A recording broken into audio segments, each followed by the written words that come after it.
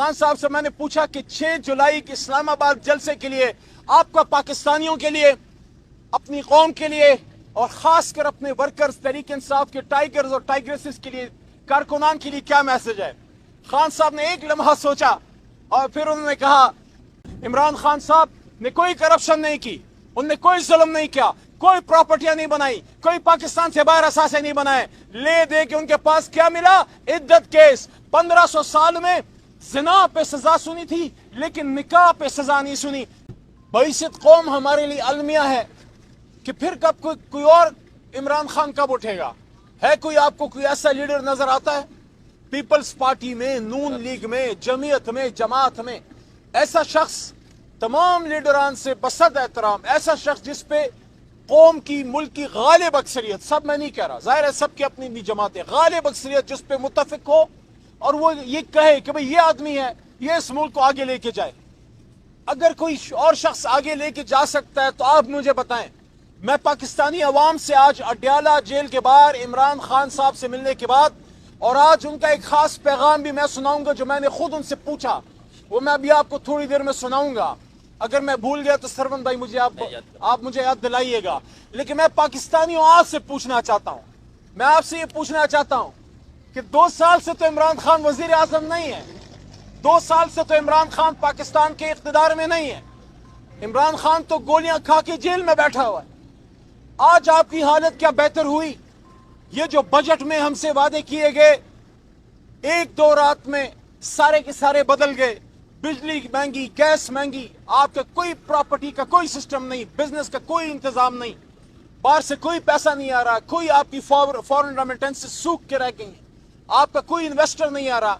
और इस पे इतना जुल्म, ऊपर से जुल्म कि जब इमरान खान साहब कहते थे ना कि 2 नहीं 1 पाकिस्तान, अब टैक्स लगाओ, अली मोहम्मद पे लगाओ, बेल भाई पे लगाओ, लेकिन उन पे भी तो लगाओ जहां सबके पर जलते हैं।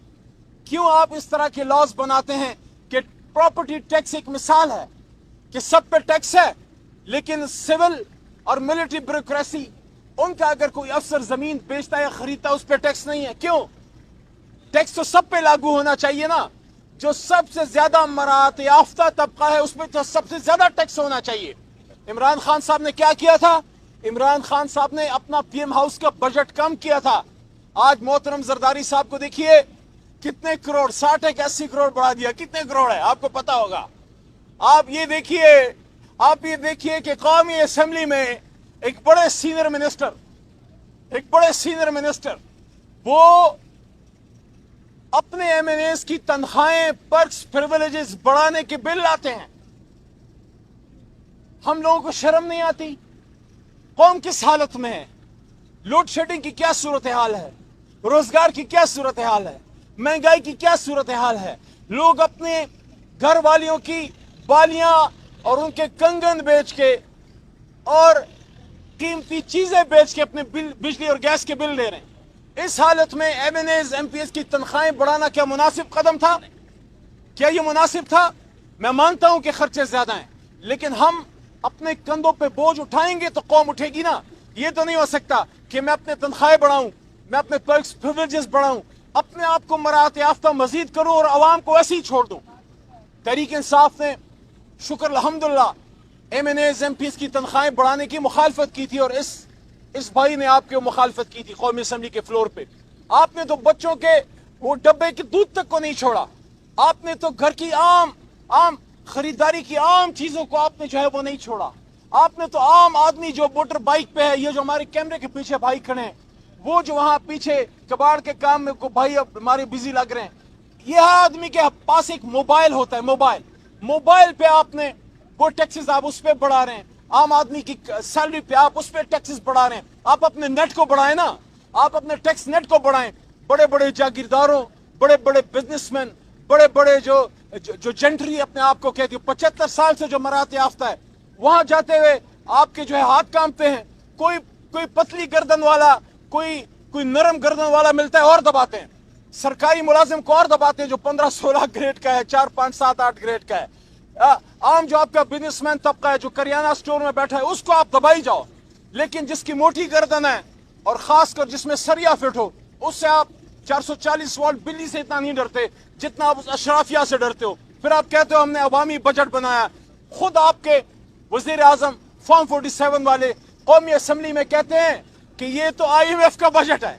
पहले तो कोई लेपा पोती होती थी, कोई शर्म हया होती थी, बंदा कोई कहता था, कोई बात करता था, कोई बहाना बनाता था। अब खुलम खुला कहते हैं कि ये तो IMF का बजट है। तो इन हालात में पाकिस्तानियों आपसे पूछ रहा हूं, 2 साल से तो इमरान खान जेल में है, फिर आपकी क्या हालत बदली, आपकी जिंदगी बदली। वो आदमी तो कोरोना में निकला हुआ था, जब दुनिया में कोरोना में बिजनेस बंद था, हमारा 3 की GDP से मुल्क चल रहा था। वो उसको मजदूर की फिक्र थी, उसको गरीब की फिक्र थी, गरीब के साथ बैठ के वो उसके साथ जमीन पर बैठ के खाना खाता था। ये एक सिग्निफिकेशन होती है, ये एक मैसेज होता है कि आपका वजीर आजम आपके साथ जमीन पर बैठा हुआ है। लेकिन आज जो मैं इमरान खान साहब का एक खास मैसेज कौम को देना चाह रहा हूं, 6 जुलाई को हमारा जलसा है इस्लामाबाद में, हमारे सीनियर वकला भी मौजूद थे और आज तवील गुफ्तगू हुई। खान साहब से मैंने पूछा कि खान साहब इस जलसे के लिए पाकिस्तानियों, खान साहब से मैंने पूछा कि 6 जुलाई के इस्लामाबाद जलसे के लिए आपका पाकिस्तानियों के लिए, अपनी कौम के लिए और खासकर अपने वर्कर्स, तहरीक इंसाफ के टाइगर्स और टाइग्रेसेस के लिए, कारकुनान के लिए क्या मैसेज है। खान साहब ने एक लम्हा सोचा और फिर उन्होंने कहा, अली आप उनको कहिए आजादी, आजादी, आजादी के लिए हर कीमत चुकाएंगे।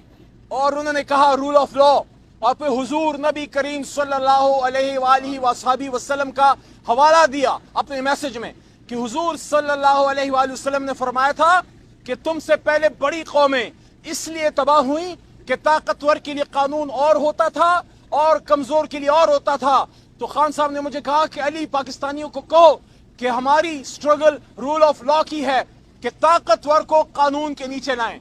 तो 6 जुलाई के जलसे के लिए इमरान खान का मैसेज है कि ये जुलाई हकीकी आजादी के लिए है, ये जलसा 6 जुलाई का, और साथ साथ हमारी स्ट्रगल कानून की हुक्मरानी के लिए है, रूल ऑफ लॉ के लिए है, जहां ताकतवर और कमजोर कानून के सामने बराबर होंगे। जिस तरह हजरत उमर फारूक रज़ी अल्लाह ताला अन्हु फारूक आजम ने फरमाया था, और अक्सर अदालतों में लगा होता है कि मेरे लिए सबसे ताकतवर सबसे कमजोर है और सबसे कमजोर सबसे ताकतवर है। अल्लाह ताला हमें उन बड़ी हस्तियों के नक्श कदम पे चलाए जिनकी बात इमरान खान करता था, जिसको आपने आज जेल में डाला।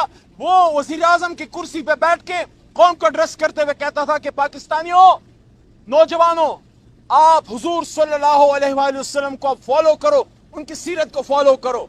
और इसीलिए आज मैंने खान साहब को यह बात फिर याद दिलाई कि खान साहब, वजीर आजम हाउस में जब फॉर्म 47 के वजीर आजम शहबाज शरीफ साहब तशरीफ फरमा थे, उनकी मौजूदगी में मैंने ये बात की, आपका हवाला दिया कि इसी हॉल में अल्लाह के 100 नामों के नीचे जब उम्मत मुस्लिमा की लीडरशिप को इमरान खान ने इकट्ठा किया, तो इमरान खान साहब ने एक बात की उम्मत मुस्लिमा को कि आओ मसला फलस्तीन, मसला कश्मीर और उम्मत के मसाइल पर हम एक इस्लामिक ब्लॉक बनाएं। और उस वक्त मेरे कान खड़े हो गए कि अभी इमरान खान को नहीं छोड़ेंगे। ये बात मैंने कौमी असेंबली में भी की और आज इमरान खान साहब को याद दिलाई तो उन्होंने थोड़ा सा तबस्सुम किया, मुस्कुराए, उनको बात याद आई। इंशाअल्लाह जल्द खान साहब हमारे बीच होंगे।